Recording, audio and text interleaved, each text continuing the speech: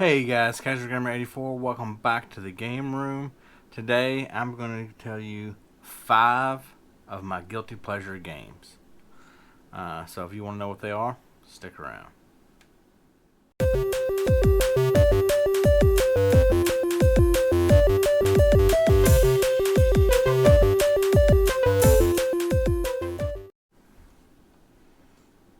Alright guys, like I said, I'm going to go over 5 of my guilty pleasure video games with you all today. Before I get started, do me a favor. Hit up in the comments some of your guilty pleasure games. I'm curious to see what they are. Now let's get straight into this. These are in no particular order. That are just 5 games. So the first one I'm going to show is Indiana Jones and the Temple of Doom. I have the Tengen, however you want to pronounce that, version of that game. There was also one published after this. This one was released in '88 after Tengen already split from Nintendo. And they were circumventing the lockout chip that they had, the 10NES lockout chip. Then it was re-released, an official Nintendo release, published by Mindscape, and it's the exact same game. It's kind of an action game. It's not a particular bad game, but it's also not a particular good game. It was a port of a arcade game. So I think when I play that game, it's mostly with the nostalgia goggles on. But it does entertain me, so that's really all that matters. The next one is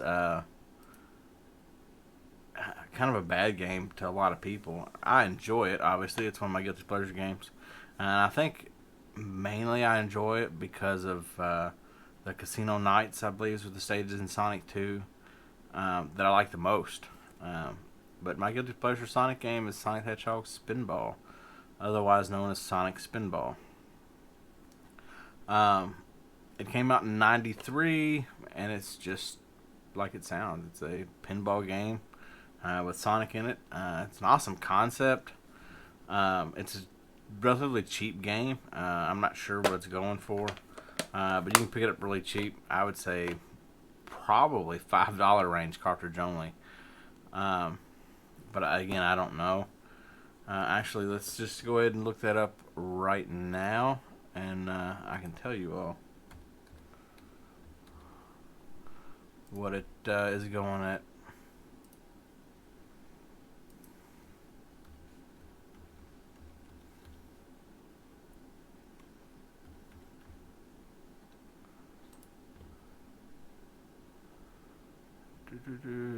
Alright, so loose price cards only $6. So I wasn't far off there at all. But again, I enjoy it. If you like Sonic games, you like pinball games, again, it's an interesting concept, interesting mashup. So my second one, Sonic the Hedgehog Spinball.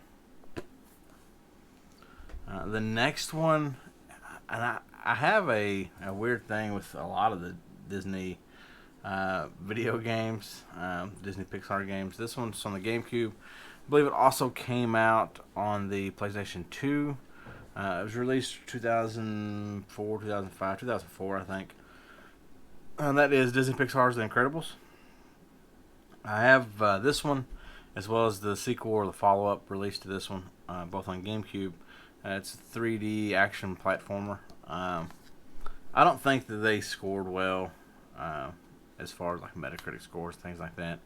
But it is geared towards a younger audience. Obviously, it's a Disney Pixar franchise game. But I enjoy it, and it's fun to sit down and kind of play. Not real complicated to figure out. The next one on my list, it's a guilty pleasure because of the concept, I do believe. It is a broken game, and I didn't know until I looked up. It's actually released on PC, PlayStation 3, and Xbox 360. I have the PS3 version of the game.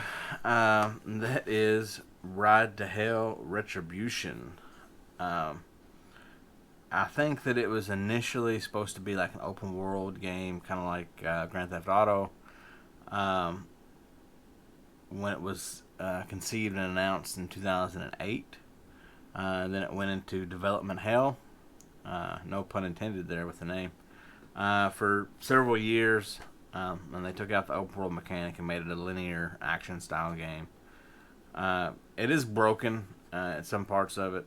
I enjoy it though, and I think I enjoy like the concept of it and the potential that it had more than the actual game. And I may just like it because I have a motorcycle. But it's, I wouldn't spend a bunch of money on it. I don't know what it goes for. But it is fun. Fun to play, and it's a good concept. So the next one on my list of guilty pleasure games is on the Nintendo DS, and it is Paws and Claws Pampered. I can't even say that with a straight face. This isn't a guilty pleasure. In fact, I don't even have the game. I think I featured this in a pickups video a while back. I got the case at the Goodwill, I believe, for free, and I figured a free DS case, why not?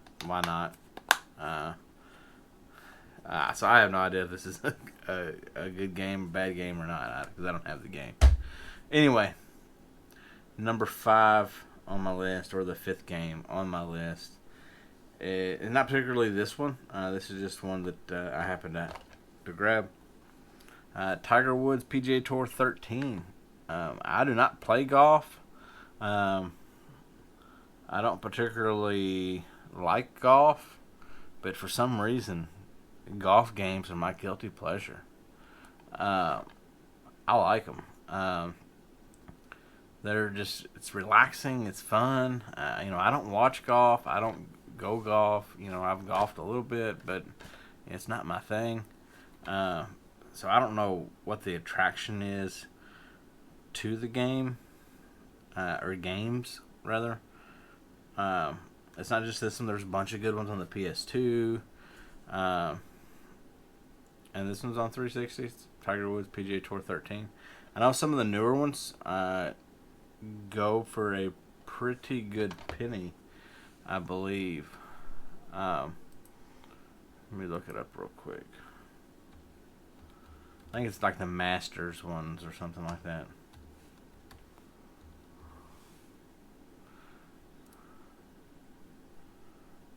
Yeah, the Tiger Wood Masters Historic Edition complete goes for $23 on Xbox. PlayStation 3 is $28. But yeah, I don't know. I've not played it with a Kinect sensor. This one says it's compatible with it. I've not played it. It's just fun to play with a controller and hit some golf balls. So guys, again, hit me up down below. Let me know what your guilty pleasures are. Oh, and before I go, as it turns out, I guess my nickname or my YouTube name was not a hit, and I happen to have a copy of Batman Arkham Knights that I no longer need. So if anybody would like a copy of this, send me a message on Instagram or Facebook or something, and I'll send it to you. It's yours. I don't need it anymore. So guys, thanks for watching. If you've already done so and you like the content, hit that like button. If you've already done so and you want to, because I would greatly appreciate it if you hit that subscribe button down below. And guys, if you ring that bell, you will be notified when I post a video for you. Until next time.